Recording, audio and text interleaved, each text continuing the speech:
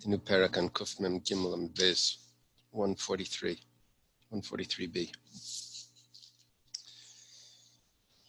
The Mishnah says, Chavish Nishbra, a barrel that broke. Matil Nimen and Mazan Shalashudis. You're allowed to save 3 meals from this barrel. We had this before by a fire. If a fire breaks out, there was a concern that if we let you just save whatever you want, you can end up putting out the fire. So it's not so clear what malacha you're going to do if we let you save from the barrel. Like, what are you going to do exactly? Maybe you might fix the barrel or something if we let you do. Or it's just a spin-off of the saving food by a fire. So, but you're allowed to save for 3 meals. Okay. And you can also tell others to come and save. Rashi says how much are the others allowed to save, also for 3 meals. The Ran says that no, others can save whatever they want because they don't have the same urgency, because they didn't have anything beforehand either. So it's not like their own items that they bought and now they're losing it and all of that. Sort of like the waste that you see sometimes when you give away the vegetables. You don't have, when you bought it, it's different. When it's you're getting it for free, it's not like you're going to do a malacha over there. So whatever the case is, machlekes rishonim about the others. But you're allowed to tell others to come and save. But you're not allowed to use a sponge. And then we're talking about like a barrel of wine. Use a sponge and then you squeeze out the cloth. That's a gzeira of schita. Ain't seichten as a pear slices my mask. You're not allowed to squeeze fruits to make juice. You're not allowed to juice fruits on Shabbos. There's a Mishnah somewhere that says seicher ad meskel shalanavim. Persons can squeeze grapes into a cup and make kiddush, but that means that he did it before Shabbos. It just means grape juice. I think it means that it's not fermented. But to squeeze fruits on Shabbos is a problem. Let's say the juice oozed out of the fruits. So, asurim. So it's a very strict opinion here.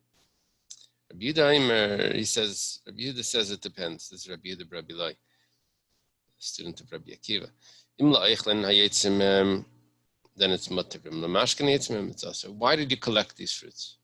What are these fruits doing in your basket? If you took them to eat, you have a thing of apples or whatever, and you wanted to eat them. So the juice that comes out is not that you didn't want that juice to come out. So we don't have a gzeira that you're going to squeeze. If we let you drink that, you're going to go squeeze the rest of them. We don't have any gzeira like that. You never wanted to squeeze it. However, if you were collecting them because you wanted to juice them, right, juice oranges or something, and then we tell you that, there's no problem, you could drink this, so you'll go squeeze the rest. So if it was collected for juicing, then it's aser. There's a gzeira, you may end up squeezing more. So it's better off if the fruits were not collected for juicing. Okay. Chalis dvash riskan me'erev Shabbos. This is honeycombs. The honeycombs, each bit of honey is contained in those little cells. So it has to be crushed. So if it was crushed before Shabbos, then you have to let it drip out. So v'yatzim yatzman, and the honey drips out itself, on Shabbos it's aser. Rabbi Lezer says it's not a problem. What's the reason why it's aser? There's a gzeira that you might end up squishing the honeycomb on Shabbos. What's the problem with that? I'm not sure. I think it's similar to mefarik. It's similar to squeezing fruits. Okay. Tana was taught in the Brisa, Layispeg b'yayin. If wine spilled, don't clean it up with a sponge or anything that you could squeeze out. One of the ways of cleaning oil is you put your hand into the oil that's spilled on the floor, and then you rub it on the side of the utensil. I guess you scrape it over the side of the utensil and let the oil drip back into the container that holds the oil. That is the way you would clean it on a regular weekday. And there's a gzeira that we don't want you to do that. We don't want you to do things that you do on the weekday. Ubdin dechal. Not sure exactly, like, usually there's like a malacha that this is associated with. I'm not sure which malacha this is associated with. Maybe it's just in general. Ubdin dechal. I don't know. Does it say which malacha this is going to come to, or usually there's something more? What are you going to do exactly? You're rubbing your hand that has oil on it onto your utensil to collect the oil that from the floor. Okay, ein seichten es aperis. I'm sorry, I skipped one small piece. Tanu Rabban, nisbazer leperis b'chotzer malaket al yad v'oichel, avalel techa sal v'el techa kupa, shliyas kederech shoyse b'chol. Someone mentioned this yesterday, I think, about collecting fruits that's spilled. So if they spilled in the courtyard, then you're not supposed to collect them into a basket. You should collect one at a time and eat it. It's not the original Isser of Ma'amer, but it's the way of collecting in the weekday. It's the way you would do this in the weekday. Maybe this is similar to the problem of the oil. Maybe it's not.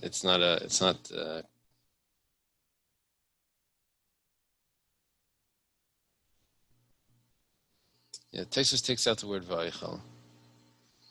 Says you don't have to collect one at a time and eat one at a time. You're just not supposed to do this the way you would do it in the weekday. You don't have to eat it. If you take it by hand, that's also good, as long as you make a difference. It sounds like that we're dealing with just a plain uvdin dechal, weekday activities.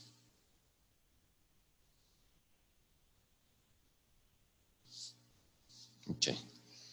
Now that we quote the Mishnah, ein seichten es aperis. You're not allowed to squeeze fruits. Big discussion here about which fruits have the issues. So, Rav Yehuda Shmuel, we had a machlekes in the Mishnah that the Chachamim held that you're never allowed to squeeze fruits, of course, but even fruits that the liquid came out of, you're not allowed to drink it. And Rabbi said it depends why you had those fruits collected in the basket. If the fruits were there for eating, then there's a leniency. If they were there for juicing, then there's a problem. So, Rav Yehuda says in the name of Shmuel,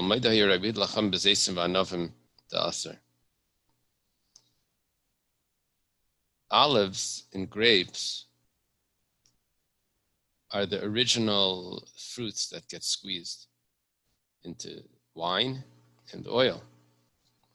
So, if olives and grapes are contained in a basket, even for eating, you were going to eat grapes, you were going to eat the olives, and liquid spills out.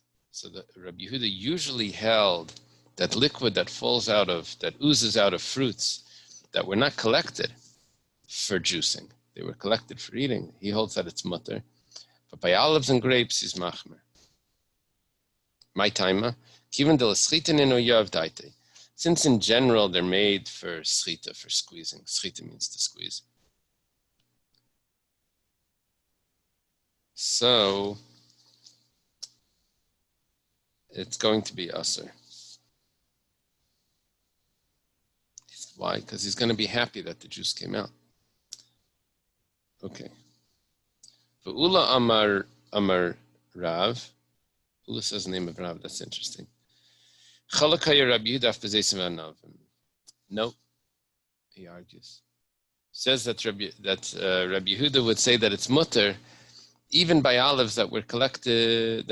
Even by olives, if they were collected for eating, then the juice that comes out, you're allowed to drink. It's not a problem. It came out on Shabbos. Rabbi Yochanan Amar Halacha Rabbi Yehuda b'shar peiros ve'en halacha Rabbi Yehuda b'zeisim ha'anavim. Okay, so Rabbi Yochanan tells us clearly that there's a machlekes.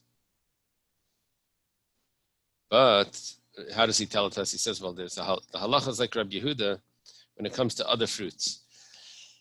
That means fruits that were collected for eating, apples, oranges, whatever, those, if the juice comes out, you're allowed to drink that juice on Shabbos. The halacha is like Rabbi Yehuda by other fruits. However, vein halacha Rabbi Yehuda b'zeisim ha'anavim, but halacha is not like Rabbi Yehuda by olives. Sounds like Rabbi Yehuda himself would have said that by olives it's mutter, but we don't paskin like that. Olives and grapes, it's mutter. We say olives and grapes is also even if it was collected for eating. Amar Rabba, Amar Rav Yehuda, Amar Shmuel.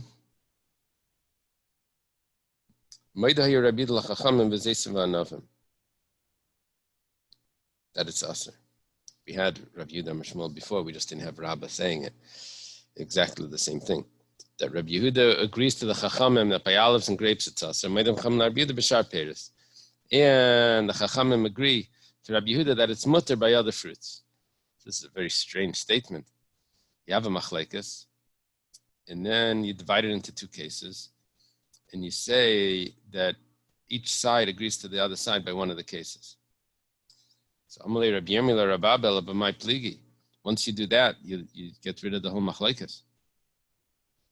You really don't have machlekes, you just have two cases.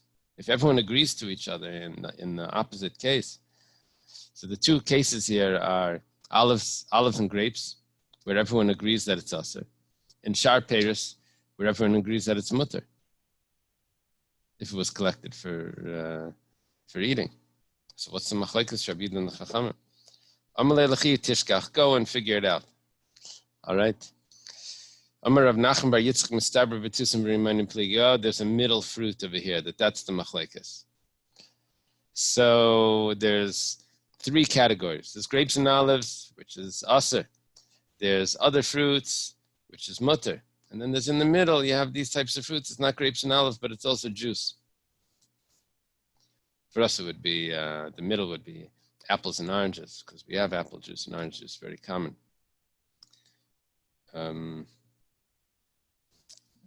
It's much less common than berries and mulberries probably, and pomegranates.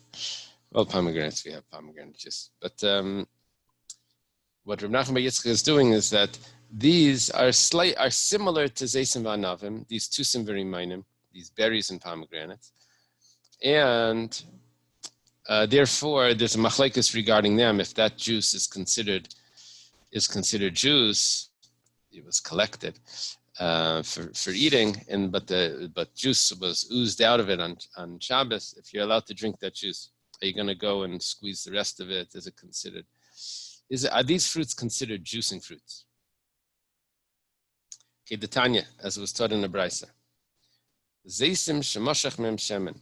If olives that oil oozed out of it, anavim shemashach mem yayin, and grapes that wine oozed out of it. We didn't say the din yet, we say the din right here. What was exactly the scenario was that they were collected originally. Retranslate that. They were collected originally for eating or drinking. So whatever comes out is aser. I don't know whose opinion this is. The Bryce is going to say later it's Rabbi Yehuda's opinion.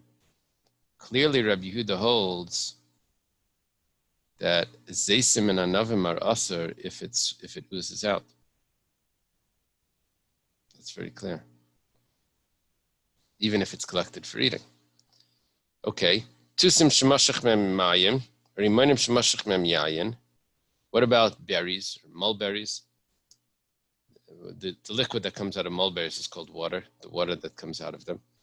Or the wine that comes out of pomegranates. Liquid that comes out of pomegranates is called wine. It's more sour.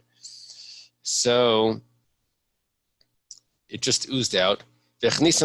But originally they were collected for eating. Hayetzimem is mutter. That's Rabbi Yehuda's opinion. It's not considered juicing fruits. However, lemashkim, but if they were collected for liquid, for juice, ulistam, it's going to create some problems in a few minutes. And if they were collected plain without any intention, then hayetzimem aser. What comes out is aser. So it needs to be specifically collected for eating. That what comes out of these did we say pomegranates? No, we said berries. Yeah, berries and pomegranates. That it's going to be mutter. Otherwise, it's aser. And we say div Rabbi Yehuda. That's the words of Rabbi Yehuda. The Chachamim say whatever comes out is always aser. So the machlekes here is very clear. The machlekes is by berries and pomegranates. Rashi mentions one point over here. Reb Nachman Bar Yitzchak was trying to explain to us what the machlekes was. Because we said Rabbi Yehuda agrees that it's aser by grapes and olives, and the Chachamim agree that it's mutter by other fruits. So then what's the machlekes? They each agree. So Reb Nachman Yitzchak says the machlekes is by this intermediate sort of category, which is berries and pomegranates. And then he quotes a brisa where it says clearly that there's a machlekes about berries and pomegranates. So Rashi asks, so why do you say mistabra? Why do you say it's logical to say this? It's not logical. It's mefurish brisa that's the machlekes. So Rashi points out that the brisa doesn't actually tell me what's going on by shar peris, by other fruits. I could have understood here that the same machlekes that applies to berries and pomegranates continues on to other fruits. And there's a machlekes there as well, where the Chachamim would say that it's aser even if they were collected for eating, and Rabbi Yehuda would say that it's mutter. I would not have known that the Chachamim would agree to Rabbi Yehuda that other fruits are mutter from the brisa. Nachman Bar Yitzchak is telling me, mistabra, that it's only by Tusim and Remainim that the machlekes is. That's what he points out. Okay. Now, in this brisa, we mentioned one point. That it says l'stam, if the fruits were collected plain. He didn't decide, are these going to be collected for juicing? Are they going to be eaten? So the juice that comes out of that is aser, even according to Rabbi Yehuda. All right, it's assumed for the worst. Worst there is that you're going to drink it. Okay. When we buy pomegranates, we usually eat them. Usually don't drink them. You buy pomegranate juice, that's a different story. But when we buy pomegranates, like on Rosh Hashanah time, one comes home with a bag of pomegranates, so they eat them. But my wife told me they juice them. They juice them. Actually juice the pomegranates fresh. Yeah, my wife told me she had a friend in school take her pomegranates. I forget where this girl was from, and squish it up, and then like crack it or something, or put a straw in it. They would like roll it to squish all the things inside, and then they would take them. So, we would relate to that more with oranges, because there's oranges that are easy to peel and oranges that you just juice them. So here we're talking about stam. We're talking about pomegranates and berries and mulberries that are stam. You didn't decide, are you going to juice them or are you going to eat them? Rabbi Yehuda says, this is for juicing. Stam is aser. So the Gemara asks now, V'sav Rabbi Yehuda stam aser? Rabbi Yehuda holds that something that's stam is considered juice. It's considered a liquid. It's collected like that. It's considered a liquid. Now the Gemara's question here is going to take us down into the middle of the next page. It takes us off topic. And then we get back to what the question was. Typical Gemara. you have to have another question in the back of your head, another, like what you're looking for here. Okay. V'hatanan, but it was taught in the Mishnah, chalavisha mitame l'ratzin u'shlei l'ratzin.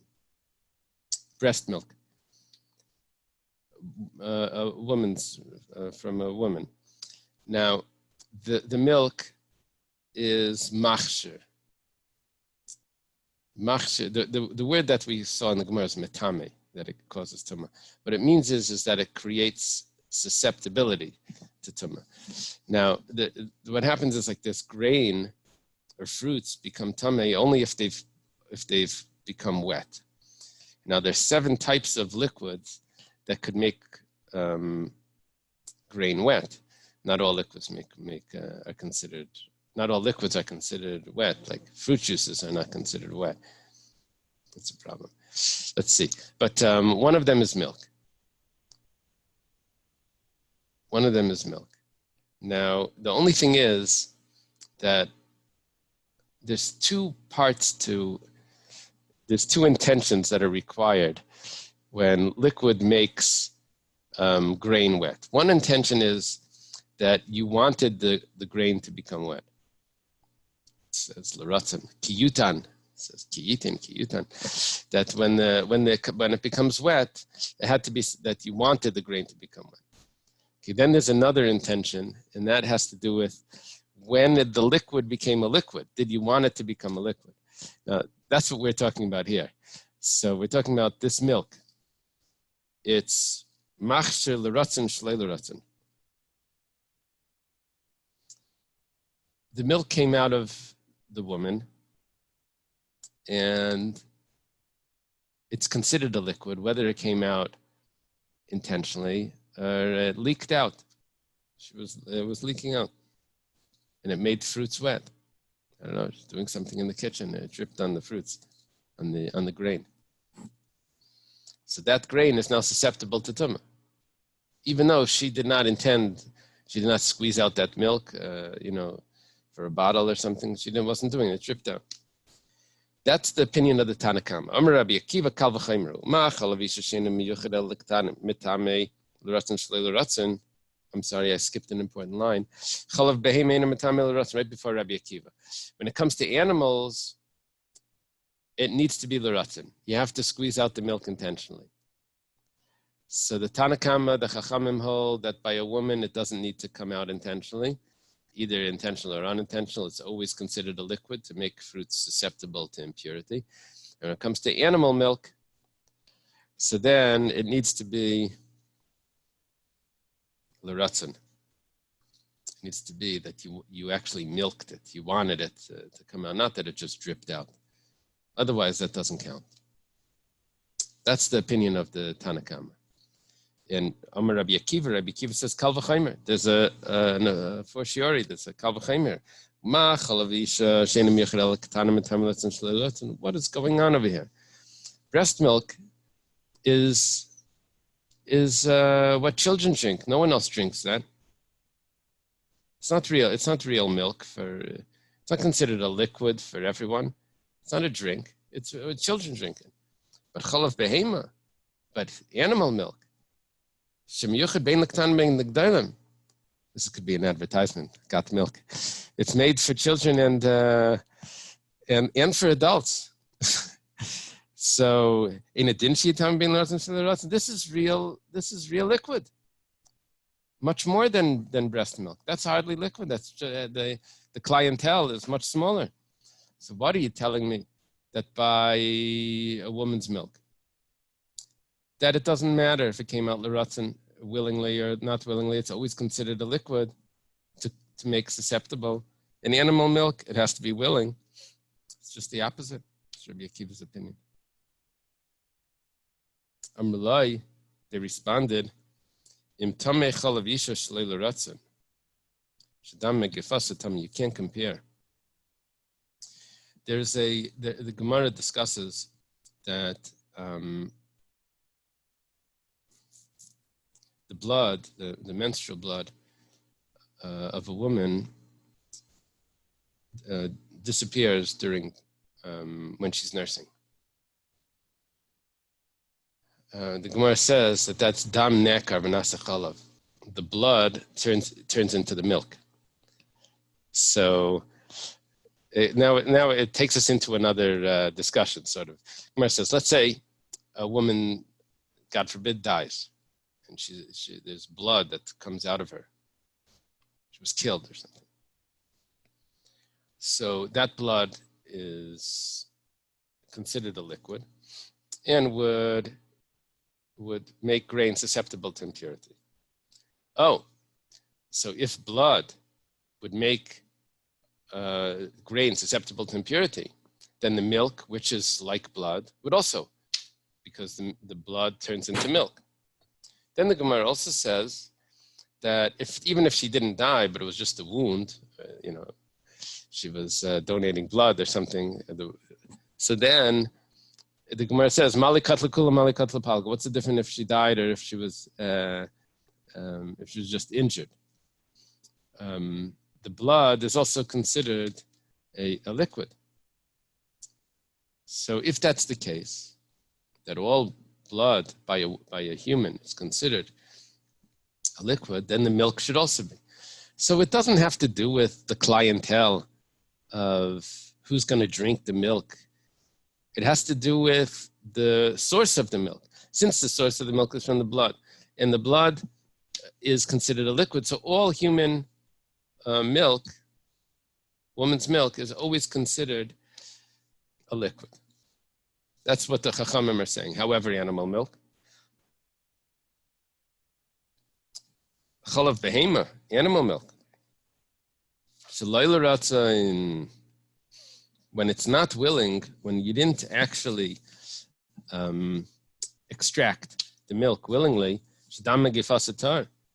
by an animal, it's true that if you shecht an animal, the blood gives off, not gives off tumah, but the blood makes grain susceptible to tumah. That blood is considered a liquid, the dam of shchita. But that I learned from a pasuk. Blood from a wound on an animal does not make grain susceptible to tumah. Oh, if that's the case, blood on a wound from a wound doesn't make grain susceptible, so therefore milk that wasn't extracted intentionally should also not make grain susceptible. Okay, that's the response to Rabbi Akiva, why breast milk is more of a mashke, more of a fluid, a liquid, than animal milk. Amar lahem, he responds, machmani b'chalav mi b'dam, should be more strict by chalav than blood. Shachaylav l'refuah, we just compared, according to the Chachamim, that the milk comes from the blood, so therefore the milk is going to always create susceptibility. Rabbi Akiva says no. Milk is more of a liquid than the blood. Why? Shachaylav l'refuah,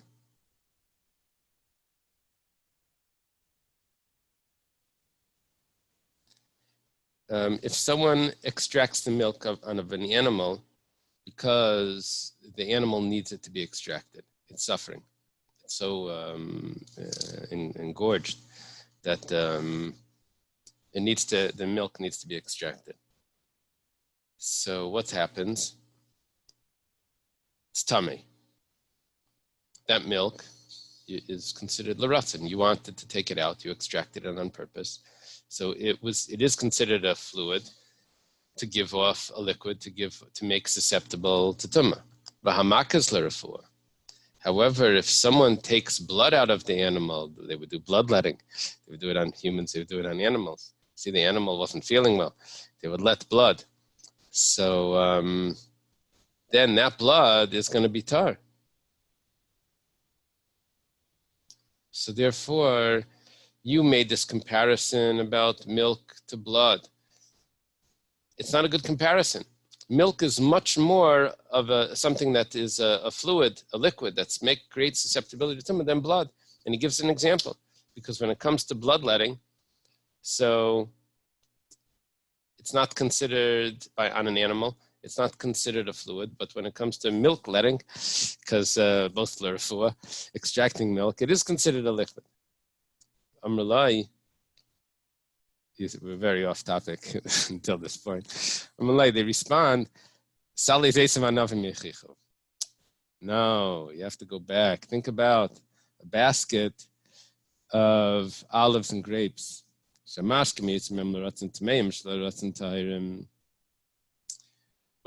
it comes out, when the liquid of the olives and the grapes oozes out on its own. We didn't say we shouldn't. I'm jumping ahead. The words are, if it comes out willingly, then it creates susceptibility. When it comes out not willingly, then it's tar.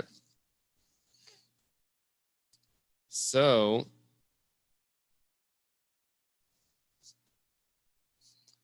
Rabbi Akiva's claim was his comparison of milking for refuah to letting blood la refuah. The Chachamim respond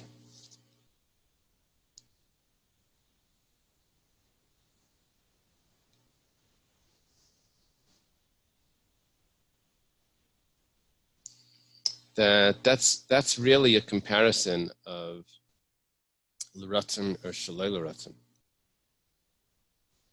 Milking for refuah is l'ratzon, but bloodletting the refuah is considered shalei l'ratzon. So Rabbi Akiva was saying, oh, milk versus blood. And the Chacham are responding, you just made a comparison, but there's another variable there, and that has to do with willing or unwilling. And they say, take a look at this. When you have a basket that has grapes and olives, if you want the juice to come out, then it's considered liquid. If you don't want it to come out, then it's not considered liquid. So you can't compare blood to milk when the real comparison is willing or unwilling.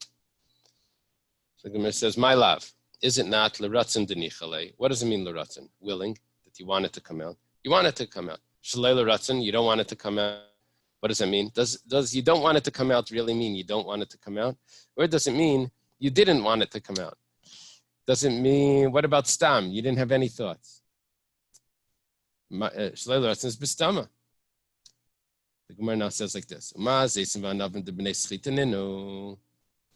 already have a very strong question, but we take it a step further just because of the topic that we were discussing.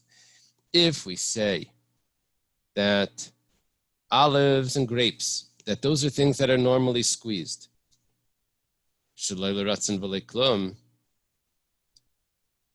but you didn't intend to extract the juice, it's not considered a liquid. If you didn't intend to extract the juice of mulberries and pomegranates, for sure it shouldn't be considered a juice. So this goes back to ask a question on what we said before. We said that stam, that means plain, without any determination, of the liquid that comes out of olives and grapes, is considered to be juice. Not olives, grapes, pomegranates and berries is considered to be juice, and it's usher. And it's usher to drink on Shabbos, which now gets translated into that it's considered a liquid that creates susceptibility for tumah. It's so not true. We have a case over here where it says clearly that if it's shalei l'ratzon, and we're translating shalei l'ratzon means stam, you did not have the intention, it's not considered a liquid. And that's even by olives and grapes, for sure by pomegranates and berries, which is not such a juicing type of fruit. For sure, if you didn't have intention to juice it, that it's not considered a liquid. That's our question. Our question is, the stam, the undetermined juice that comes out of pomegranates and berries, is it considered a liquid or not? Rabbi Yehuda said clearly in a brisa that it is considered a liquid, and now we're seeing from creating susceptibility of tumah that it's not considered a liquid. Gemara answers lie. You didn't translate it right. L'ratzon is b'stama. Willingly means that you didn't have any intention. Shalei l'ratzon, what does it mean unwilling then? If you didn't have any intention, it's willing. So what does it mean unwilling? Shalei l'ratzon is the Gali Adaiti, where he says clearly He says, I don't want any juice to come out. Okay, so that leaves us with stam, undetermined, is going to be considered juice. Okay, we just had an answer. The whole question, this long question, was all based on an assumption of how do you want to translate l'ratzon? Does l'ratzon mean that active, that you really want it, it's really willing, or it's that you just didn't want it, you didn't want not? So that's now what we're saying is that l'ratzon means that you just didn't want not. You never said you don't want it to come out. Okay, so then it's considered a juice, and then you have all the problems of Shabbos, and then it creates susceptibility. So what is when shalai l'ratzon? When you said clearly you don't want it.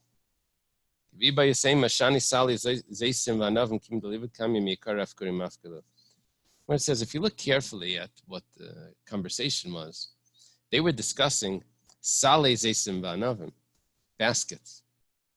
Now, baskets is different because baskets doesn't collect the liquid.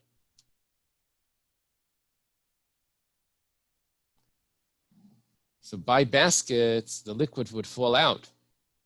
So then, if it's stam, then it would not be considered a liquid because it's going to get lost. It's going to come right out. It's going to drip out. Okay. Ashkechan Rabbi Yehuda D'Maidi l'Rabbanan v'Zeisim v'Anavim. What we found so far is that Rabbi Yehuda, we saw in the Brisa, is that Rabbi Yehuda will agree to the Chachamim that grapes and olives that are in a container and the juice comes out, even though you never said what you wanted the juice for. Maybe you said you wanted, you collected it for eating. Those were table grapes. Nevertheless, the juice that comes out is aser. Rabbi Yehuda agrees to the Chachamim. Rabbana d'Maidi Rabbi Yehuda b'shar peres minolan. But where do you see that the rabbis would agree that other types of fruits would be mutter? If the juice that comes out of it on Shabbos, you'd be allowed to drink. Where do you see that from? So it's the Tanya. We'll start in a brisa. Turn the page. Seichtem b'pagam b'perishin b'uzradin. You're allowed to squeeze plums. Very interesting. Rashi on the top says prunes. See that?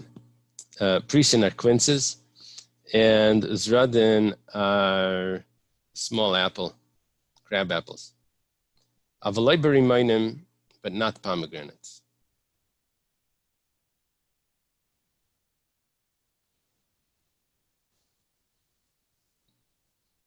What are we talking about? When are you allowed to do this? We're talking about on Shabbos? Mamash, you're allowed to squeeze this on Shabbos?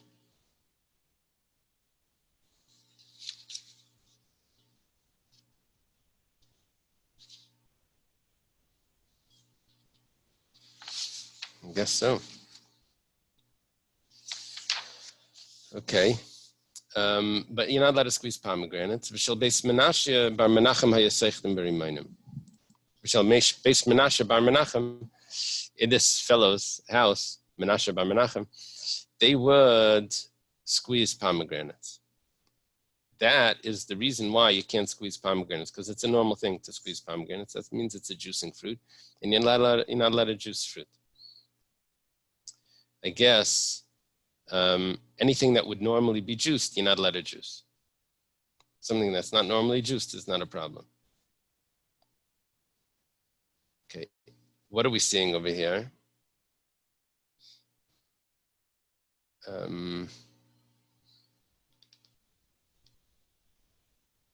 We're seeing that other fruits, you're allowed to drink the juices.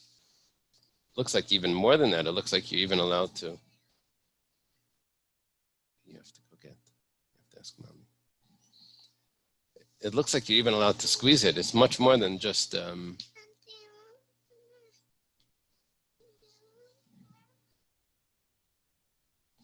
me 1 second.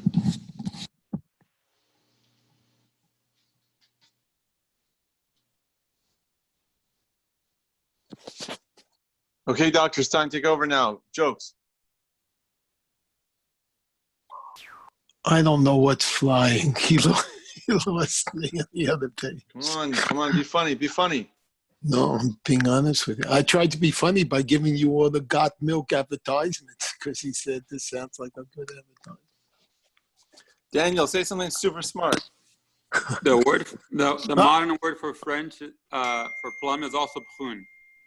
Yeah, that's in French, right? Oh. Modern French. Squeeze blood from a rock on Shabbos.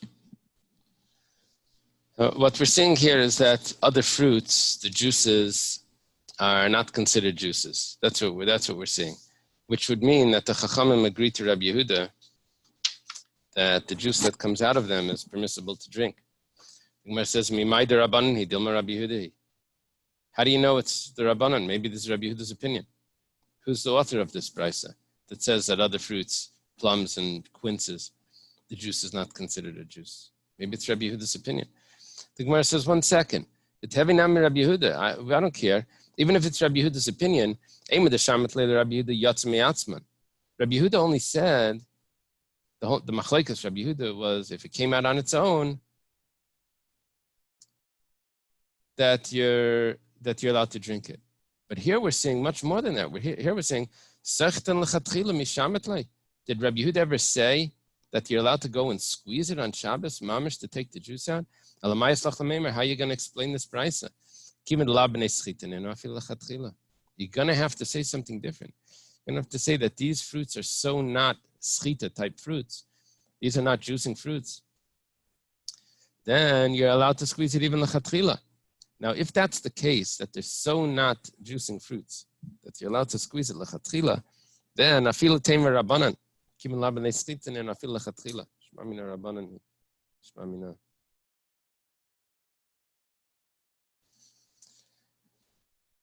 We're saying like this, that Rabbi Yehuda says that there are certain fruits that if the liquid oozes out, we say that it wasn't meant for juicing. But here we're saying much more than that.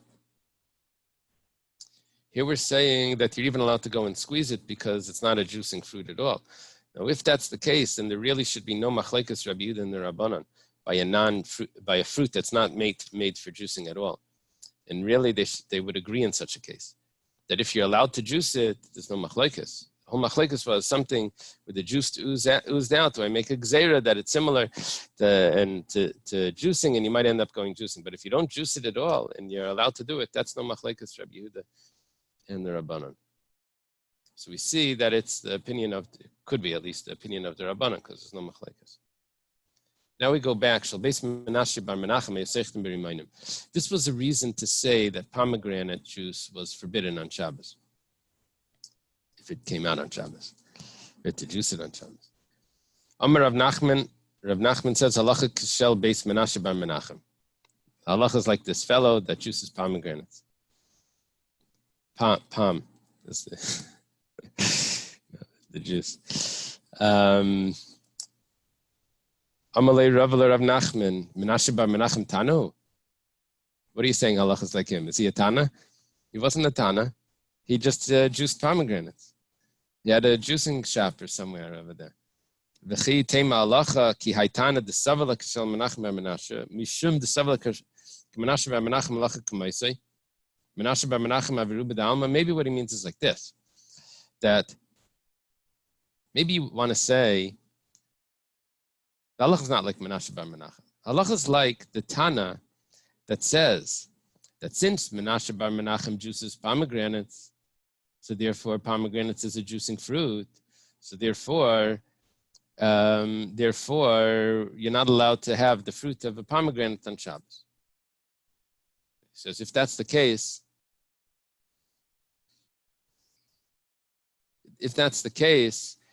then why are you going like Menashe bar Menachem? Menashe bar Menachem isn't majority of the world. You would only go like the majority. It's just one fellow that happens to juice pomegranate. So the Gemara answers, it doesn't matter. That means that even though he's one fellow, but it's enough for us. If someone does it, someone juices pomegranates, that's enough to say that pomegranate juice is already a juice. says like this, the Tanan, stood in the Mishnah. Hamakayim kaitzim bekerem. There's a problem of forbidden mixtures in a vineyard. Now, that would be only, I have a vineyard, and I grow things, cultivated vegetables in a vineyard. But if things just grow wild there, things that are not, if it grows wild, but it's the type of things that are normally cultivated, then it's an issue. But if there are things that are not grown, no one plants this, so then it's not a problem in the vineyard. So, but someone keeps kaitzim or thorns in the vineyard. Rabbi Eliezer Aimer Kaddish. Rabbi Eliezer says it's a forbidden mixture. The say only things that are normally kept, that are normally cultivated. Thorns are not cultivated. There's no business out of thorns. Rabbi Chanina, my time with Rabbi Eliezer. Rabbi Chanina says, what's the reason for Rabbi Eliezer that says that thorns create a forbidden mixture in a vineyard? Because in Arabia, they have camels, and in Arabia, they cultivate thorns so that their camels can eat. This is a proof. The proof is that if in some country they cultivate thorns, that means that it's a fruit that's cultivated. So the same thing should apply to juicing. If there's one guy that juices pomegranates, so that's considered that it's a juice. So 1 sec. In other words, we're not in Arabia. And nevertheless, over here, if someone lets the thorns grow, it's going to be a problem. So also, I'm not Menashe bar Menachem, but nevertheless, my pomegranates is a problem. So 1 second. Midi area, is that a real comparison? The Arabia Asra. Arabia is a real place. And there's things that go on there. This is one fellow. You don't say because one fellow does it, that means that that's normal. If they say this is how they do it in Arabia, that's okay, that's the whole people. But just one guy does it, that's nothing. Ella Hainetaima, rather we have to say Kid Rav Chisda, to say it's different. Rav Chisda says the following. Tardin, I think that's beets. Shesachtan, that were pressed. Benasnan b'mikveh, and it was put into a mikveh. That's gonna not look good. They're gonna make the mikveh puzzle with discoloration. Now, the truth is that a mikveh becomes puzzle usually from three measurements of water that was held in a container, that was drawn water. Mikveh needs to come from rainwater. It was never collected water. But if we're not dealing with the difference of rainwater versus collected water, here we're dealing with discoloration. The Gemara says, 1 second. The Gemara thinks right now that it needs to be a liquid that's going to passel the mikveh. It says, there's no beaches. There is, but I guess not then.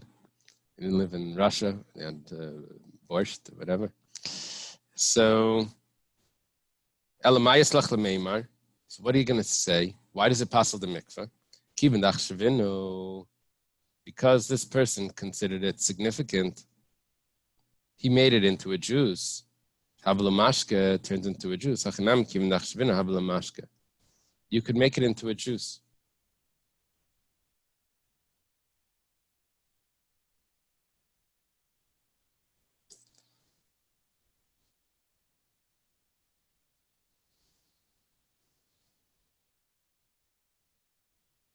Is this the first time that borscht is mentioned in the Gemara? There's other sources. We had in Brachas, we had I forget what it's called, a nigrain or something. We had other things that sounded like beaches. And yeah, there's what Brach do you say on that?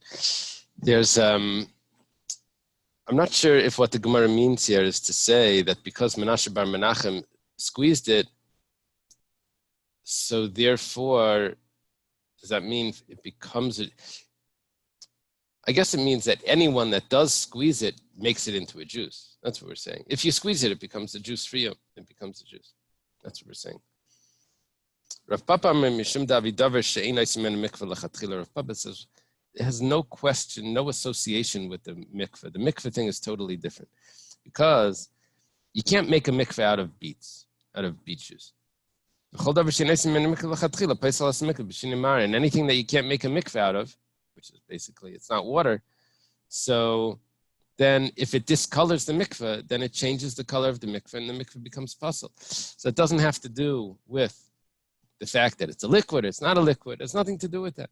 It's the fact is that this is not a mikveh and it ruined the mikveh.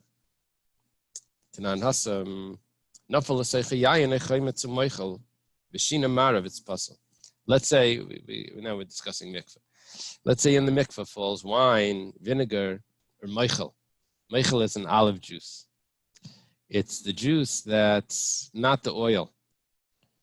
Yeah, it's squished olives. It's not the oil of. So this falls into the mikveh, and it makes the mikveh, the discoloration. The mikveh is puzzle. Gemara says, "Man tana meichel mashku." Who's the one that says that? It's too loud. Who's the one that says that this liquid from the olives is considered a liquid and it will passel the mikveh? Amar Rabbi, Rabbi Yaakov says it's Rabbi Yaakov. The Tanya was taught in a brayso. Rabbi Yaakov Eimer Meichel Arei Kamashka. Olive juice is considered a liquid.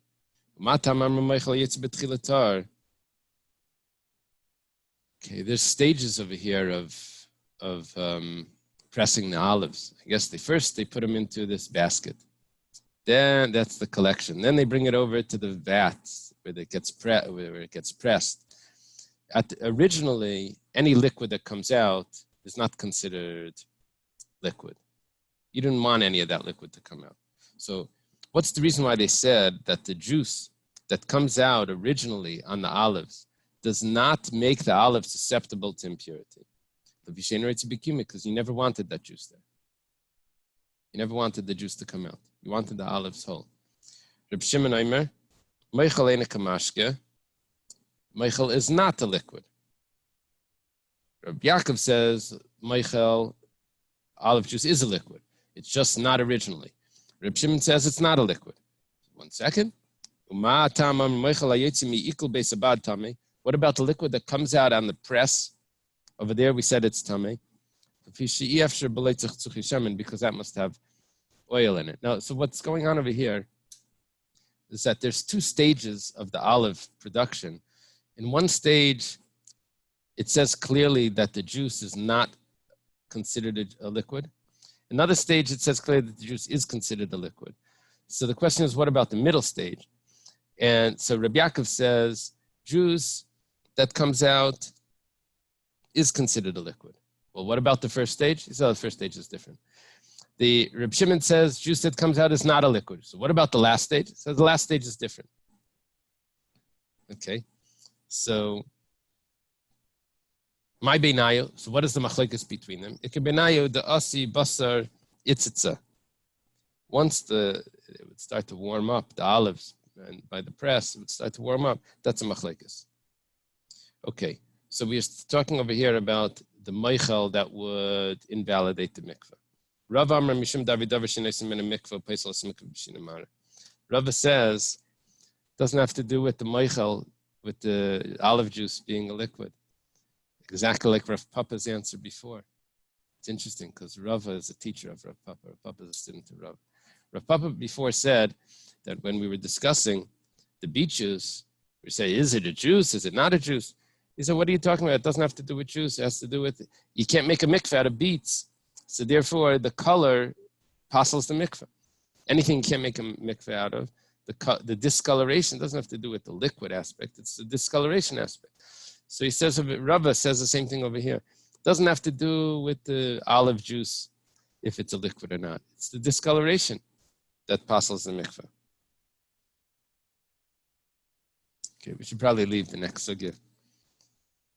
So it's like the practical, a little more practical side of squeezing, which we're familiar with.